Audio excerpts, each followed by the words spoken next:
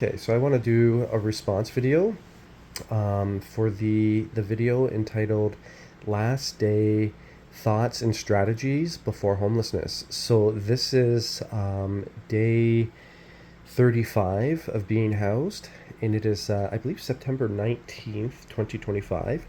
Um, the other video was recorded. I'm gonna have to double check this, but that would be August 22nd, I believe, or sorry, July 22nd. It was a Wednesday.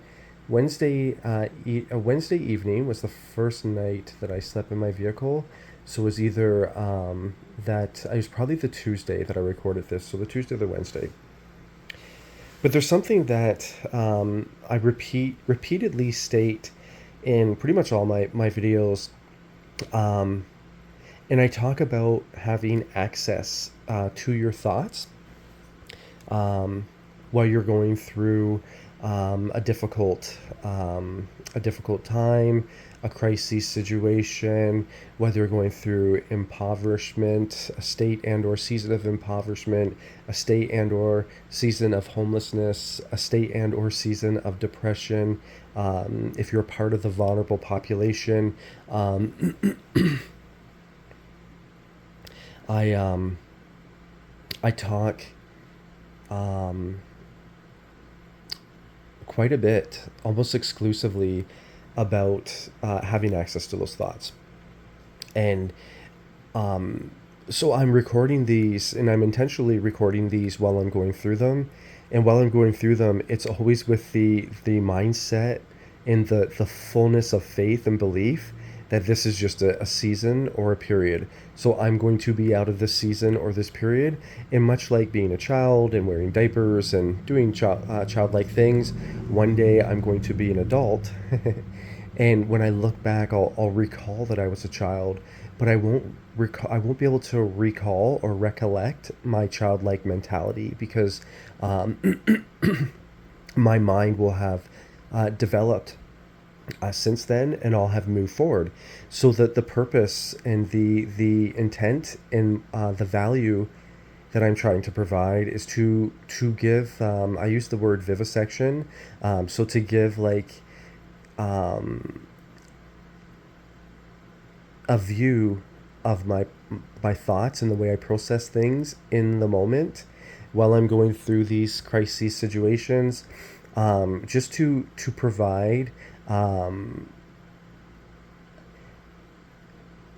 a working and realistic um, example or illustration, um, to learn from and to garner as much information from, and then to have like very constructive conversations about. So as I was listening to that, I was thinking, oh, okay, I have an illustration for this that just came to me as I'm listening to this, because as I listen to it, I get to see it now from a different perspective. So like that season of homelessness is now it's now behind me, and because it's now behind me, I'm no longer focused on the strategies to get through it. So I'm now focused on, I'm now housed, and I'm focused on the strategies for, employment, and then it'll be at the place of my own, and then it's going to be savings, et cetera, et cetera. So the things that are ahead of me. And I was just thinking, I wonder how others would hear this and what they would take from this, and if it's as clear as it could be, because I understand what I'm talking about when I'm going through it. I definitely understand the reasonings and the reasons as to why I'm speaking the way I'm speaking when I'm going through it.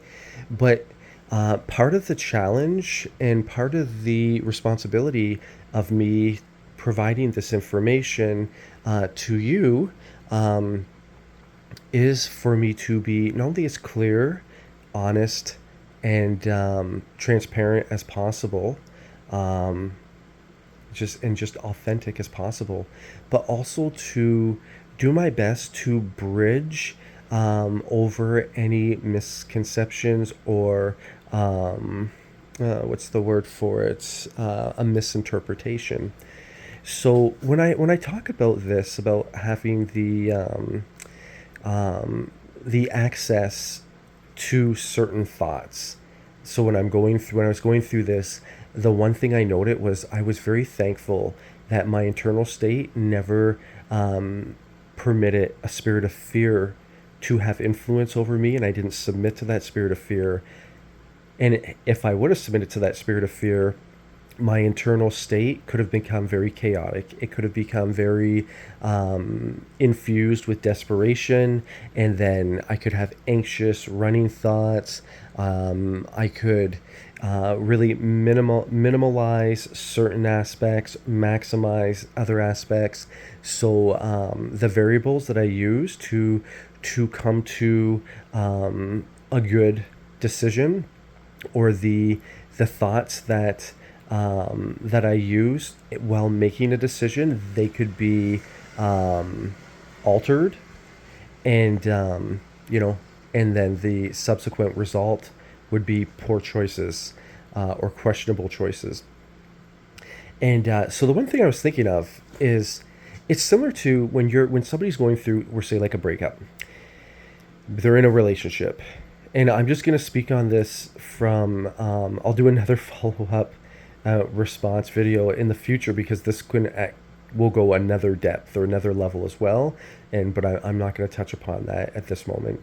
But so they're going through a relationship, and all of a sudden they realize, okay, I'm looking for marriage, and there's certain things that I realize we're not compatible. Like, these are deal breakers, and there's this individual has a different level of maturation and a different level, like their priorities are quite different than my priorities, and the things that they deem acceptable, there's many things they deem acceptable that I actually deem unacceptable. I don't want to judge them, but I also have to be honest with my appraisal that we're just not a good fit, and these issues, if they're ignored now, they're going to have to be faced later. They're going to be impasses that are going to, like, that are foreseeable in this moment. Okay. But when somebody's dealing with the emotions, so they're with the person, and they're feeling these things, and say these things are now their subconscious, they're part of their subconscious. So they're feeling them, they kind of understand them, but they can't really see them because they don't have access to them. So, or those thoughts are part of their unconsciousness. But regardless, they don't have access to those thoughts in the moment, but they are fully aware that something's just not right, and something's just not adding up, and there is a pressing issue that's occurring inside of them, where they're thinking, I don't think I should proceed with this. So then what people naturally do is they seek counsel.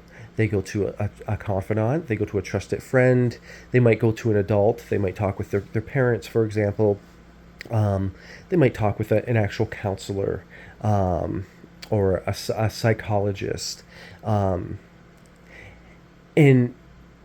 virtually what the like somebody that is trying to give good advice, and they're a good listener, what they're actually listening for is all the variables, and they're listening, and they're trying to hear and understand in clarity what is actually being communicated to this person internally that they're unable to actually process in the moment, and then they're able to access the thoughts that that person who's going through the situation is unable to access. So then they're providing those thoughts externally, and the goal is for that person to then match them internally to help them make a better choice, and a wise choice, a choice that they're going to be comfortable with committing to. And um, and I think the easiest metaphor to explain this, that I've heard many people who have talked about when they go through difficult times in their life and difficult challenges, is they use the metaphor of fog, and they say, okay, I'm going through this, but I understand, and thank goodness I'm able to admit this. I'm in fog, like I'm in the fog right now.